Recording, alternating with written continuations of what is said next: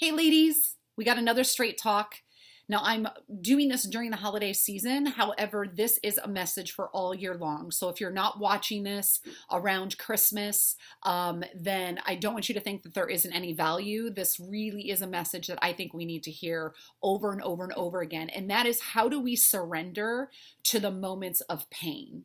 I think that in our growth as human beings, in the transformation that God wants to do inside of us, one of the most important things is learning how to sit with pain and not escape it. And so often throughout our lives, we have just been finding ways to avoid that which is really uncomfortable, or what many of us would call painful. So we avoid with alcohol, we avoid with television, we avoid with relationships, we avoid with obsessions, we avoid with even insecurities. We create all these ways of never really allowing ourselves to connect. And therefore, if we can't connect, then we can't give God access to those deep places inside of us. So I want to talk about what that looks like, because I've gotten really, really good at this. I used to be the master at avoiding. I was so good at avoiding. When my mom died when I was 23, I spent literally 5 years just mastering how to never tap into the pain of that grief, to never go and touch on the loss, to never touch on the rejection that I felt, or even the anger that was coming from the pain of the grief. So I found lots of ways, and the more I avoided, the deeper I dug myself into a hole. And here's the thing, you're going to have to deal with the pain at some point or another. So even if it's not the emotional pain, then you're going to have to deal with the physical pain or the environmental pain that your avoidance caused, which some of you, that's your reality. Like, you're dealing with health issues, and you're dealing with weight issues, and you're dealing with relationship issues. And that pain in those areas are because you're not touching on the real pain, the source of the pain. Now, all of us have trauma, and I have worked with so many women. There's not one woman that I have worked with that has not come from at least one significant trauma, if not multiple traumas, losses, things that, like, why did that happen? Things that were happened to them that made them feel out of control. And those are all things that, I think the world tells us, don't go back to that place. Like, that's the place of depression. That's the place where you're going to be anxious, or that's the place that you're going to lose your control or lose yourself. And that's so not true, because all of us are walking around avoiding our pain. And there's tons of people with depression, and tons of people with anxiety, and tons of people that overeat and go to food and now are dealing with health issues. There's tons of people. Very few people tap into their pain. Now, again, I am good at this, so I'm going to share with you what I do. But first, I had something good that I wanted to wear this so that you knew that it was holiday season. Da da da da da. Plus, my head's a little cold. What is it? So sometimes, this is so good. So I think I heard this from Michael Todd. He said, sometimes the pain is the antidote to our real problem. So a lot of times we're dealing with superficial problems. Now, I don't want to call your weight journey a superficial problem, but I have never met a woman that it's just been about the weight, ever. So I guess I am calling you out. The weight, the food, the confusion around the food, the overwhelm around everything you have going on so you don't have time to exercise. Those are all the superficial problems keeping you from the real problem, which is underneath. And in my one-on-one coaching, we're trying to tap into where this came from, because these are all distractions, these superficial problems. Now, these superficial problems become big problems because, again, they're affecting, like, how we are able to live our life. They affect our relationships. So they feel really, really big. But when we go to actually not change our circumstances, because I don't think that's what it is. When we go to actually say, okay, I have not been able to fix this with the things that I've been doing. Okay. If you could have fixed what is going on, you would have already fixed it. So I'm here to challenge you to do something that very few people are going to tell you to do, which is to tap into the pain. Now, Amber, what's the pain? Most of us, if we sit here, we can tap into at least an experience that we know was maybe not wrapped up completely. Something that happened that we just kind of moved on from, we just kind of ignored it. So we can identify that. But very, very few of us can actually identify the emotion from that experience. So when I was able to tap into not just the knowing that my mom died of cancer, not just the story of how it laid out when she was diagnosed, what it was like when she died, like not just that, but I was able to actually tap into that grief, that loss. That was when I stopped throwing up. That's when I stopped obsessively drinking and going to the bar and trying to get any type of attention that I could. That was when I stopped abusing laxatives. That's when I stopped weighing myself every day just to make sure that like I was okay, because inside I knew that I wasn't okay. So outside I had to make sure that I was okay. But once I tapped into that grief and I allowed it a sacred place to exist, I acknowledged and accepted that it existed, and I started to feel what should have been felt when I was 23, but I didn't start feeling it till I was in my late 20s, 30s, even into my mid 30s. Only then did all of these toxic behaviors that was destroying my life started to fall away, because I didn't have a need for them anymore. Because I was tapping into my grief, I didn't need to cover up my grief. Because I was tapping into the abandonment, I didn't need to go and get attention and try to make myself feel accepted, because I was dealing with the root cause. So this is so powerful. So now I'm in a place that I've tapped into the grief over the years. Now, this is not something that you sit and wallow in. You know, the enemy told me, this is what the lie was. Amber, if you tap into that deep loss, if you go there, you will be swallowed up. You will be destroyed. You will be depressed. You will drink. Like, you will not be able to handle it. The truth was, I couldn't handle not dealing with the grief.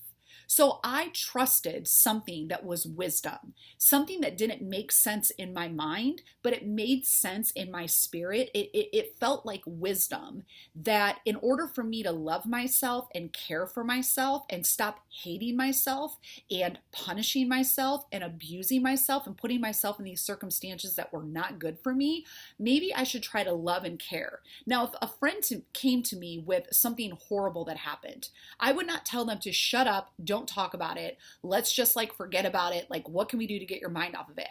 I mean, at least for me, I would want to honor them in that place. Do you need to cry? What do you need? I can just sit with here. Do you want to talk? Do you just want someone to be here with you? That's the loving thing to do. That's the caring thing to do. If I saw a friend drinking and partying and like off, I'd be like, she's avoiding. It's so weird how we can see it in other people, but we can't see it in ourselves. I'm telling you that we do this with food. We do this with TV. We do this with shopping. We do this with all the things that we go to that just allows us to live superficially. We create superficial problems so that we don't have to tap into the deep stuff. But what if the pain is the antidote to our real problem? That through the pain, we find purpose. Through the pain, we gain the strength that God wants us to get in order for us to have the strength and the courage to be able to do what he's called us to do. You want to say hi? Hi. Hi, there's Berlin. Almost. I'm almost done. Okay, thank you. Can you say Merry Christmas to everybody? Merry Christmas. Merry Christmas. Okay, Mommy's going to finish. Thank you. So what if the pain is the antidote? What if that your problem that you haven't dealt with is actually designed to give you power? So here's what I have done. I no longer avoid my emotions. I think that emotions, if they are felt, acknowledged, and expressed, they will be able to be contained so that they do not destroy us.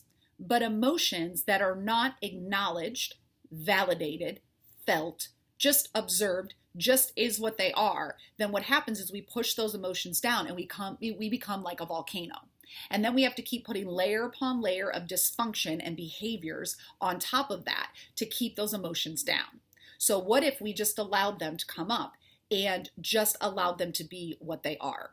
So a great example is this year, for some reason, I was feeling sad. I have a lot of really great things going on in my life, but I just kind of felt this sadness. Now, I could avoid it and be like, there's no reason for me to be sad. Like, why should I be sad? And I could talk myself out of acknowledging it. But instead, I felt it coming up in me, and I knew that my life was busy and I was kind of running around and doing a lot of things. So I set a date with myself to let myself feel what I felt was coming up inside of me. And this is true. Like, I've told this to my group program. I told it to, a couple of friends. Like, I know how to make myself cry. So I got a movie that I knew by the description was going to tap into real human pain. So movies are kind of like my trigger. I had an evening by myself. I had a glass of wine. Now, not everybody's going to do that, but I had a glass of wine. I snuggled in and I just connected to this movie, and I connected to somebody else's pain, somebody else's story. And that allowed me to access what was inside of me. So about 15 minutes into the movie, like, it wasn't even a significant thing that happened, but I felt, because I was honoring myself and I was not going to judge whatever came out of me. Even if I didn't cry, I wasn't going to judge it. But I literally was like, Amber, you're good, but I know, like, there's some sadness here. So I'm just open to what that looks like. So 15 minutes in, I am sobbing and I'm crying out to my mom. Now, I have not grieved like this for my mom in years. And it isn't that I don't miss her, but I haven't, like, grieved that, like, deep place that I used to. But my life, I mean, I have a new person in my life. And so we're moving forward in our relationship. I've moved. God is, like, blessing my business in really great ways. And there's all these, like, blessings coming in from such a hard season, a season of just like, is this ever going to end? Am I ever going to get the desires of my heart? Am I ever going to see, Lord, what I feel like you're telling me that you have for me? And so part of me wishes that my mom could be there. Like, I could have somebody who would be as excited as I am. And really only a mom, in my opinion, if you have a great mom. Not all of us have great earthly moms, but I did. I wanted her to be part of that. So I was grieving that. I wasn't grieving her death. I was grieving her not being here in the present moment. So I cried and I cried and I cried and I cried. And so then we get to the end. And by the way, the movie's called Fathers and Daughters, or Daughters and Fathers, whatever, with Russell Crowe. Super good if you want to cry. And so at the end, I am just sobbing. And so the grief that I felt of, like, I miss my mom, at the end, I am sobbing in gratitude. Like, I am so overwhelmed. So that pain, acknowledging, I really wish my mom was here, got turned into gratitude that even though she's not here, I am so grateful for the path that I've walked, because all of this has been why I do what I do, why I'm equipped to do what I do. So without her death, without all of this loss, without even what I was feeling, a week ago, I wouldn't even be sharing this with you. So God just keeps turning it for good. There is pain, there's purpose in our pain. So I just set up times. We cry, don't we, B? Sometimes we just cry, right? Do you sometimes feel like you just need to cry? Yeah. And what does mommy say when you cry? Just let it out? Like, let's just go with it. Like, we just sit with it. So where Belen cries, I'm not trying to comfort her to the point to make her stop crying. I'm trying to comfort her in the sense of allowing her to sit with her emotions and see that it's okay and it's not going to destroy her. So some of you never had that gift, like me, when I was younger, for somebody to tell me that I don't have to be scared of my emotions. As a matter of fact, I can embrace them so that they don't run me. Because some of y'all, the very emotions that you're trying to avoid are the very ones that are running you, because they're driving you to behaviors that don't serve you. And so many of us, we think we have to hate ourselves into the results, right? And it's all about loving and caring. So I can ask myself, is this honest? So am I being honest with myself that I'm feeling something that needs to be tapped into? Yes. Is it true? So is it true that if I avoid these emotions and I don't tap into them, that I'm going to be okay? Or is it true that if I tap into those emotions, they're going to destroy me? This is where your inner wisdom is going to come. It's not going to make sense. It's not going to make sense. You're going to go, no, you know what? That's not true. That's not true that I need to avoid the feeling that I'm having right now. It's not true that I should not talk about this. It's not true that crying is weak. It's not true that I'm going to be swallowed up if I have a really good cry fest. Like my eyes were so puffy the next day, I had to actually tell my group what was going on because I'm like, oh my gosh, it looks like I was crying all night because I cried that hard. It's amazing. And then the other question is it painful? Because I actually know that pain is my path to power. It's my path to purpose. It's the path to everything that God has done in my life has been through pain. I no longer run from pain. I get curious to the pain. And I'm like, okay, Lord, if this is coming, like something great's coming out of it, and I know that you're never going to take me into something that I can't get through with the power of you inside of me. People lead with fear of failure instead of leading with love and caring. So think about that. Do you lead with fear? Like, I'm not going to do that because I'm fearful. I'm not going to tap into that because I'm afraid that. I'm not going to tap into that because what if? That's all leading with fear. But if you're leading with love and caring, the answer to what you might need to do might be different. Might be different. So I'm going to encourage you. Some of y'all need to schedule a cry fest. Now, maybe you want to do it with someone. I like to do it all alone. And I need a little bit of a trigger because I've got so much going on that sometimes it's hard for me to drop down into those deeper levels. But I love myself enough and I'm tapped into myself enough physically and emotionally and spiritually that I can tell when something's unsettled. So again, for me, it's a movie. For you, it might be a good talk or a really super hard, intense workout. That will sometimes release emotion in me. If I have a super intense physical experience, it like breaks something inside of me and then I can cry. Sometimes fatigue, sometimes like not getting enough sleep can trigger me as well, right? Yeah, exactly. So that's how I want you to think about how to process the moments of pain. Do not escape them. You've tried to do that. That has not worked. It is manifested into problems that are distracting you from the real problems. So what if you sat there? And for some of you, the first step's going to be, how do I feel? Because you don't even know how you feel because you've been running away. You don't even have words to describe it. So you just might need to sit and go, I'm just going to sit and acknowledge how I'm feeling. Now, how do you do that? Stop eating, stop drinking, stop picking up your phone, stop going to all the places that every time you sink down to a level that you're starting to get under the superficial, you have to grab something. You're going to have to sit in that space. So maybe it's for 30 seconds, for 2 minutes, for 5 minutes, for 15 minutes. Invite God into that time. Pray, ask him to reveal to you what's inside of there. But for some of you, you don't even know how you feel. And that is a sure sign that you've had a trauma that you've detached from. And this is where the healing is. But you've done all these things to detach. So the first thing you need to do is just tap back into it. Just a finger. And maybe that's talking to somebody. Maybe that's working with someone like Mama, right? In a one-on-one or a group program that we always have coming up. So that's my message for this holiday season, or any time that you're watching this, is how to tap into that. So I would love to hear if you're on my private Facebook group, if you're an all access member, I would love to hear. We all want to hear kind of what this is speaking to you. But I want to give you permission. I just embrace it.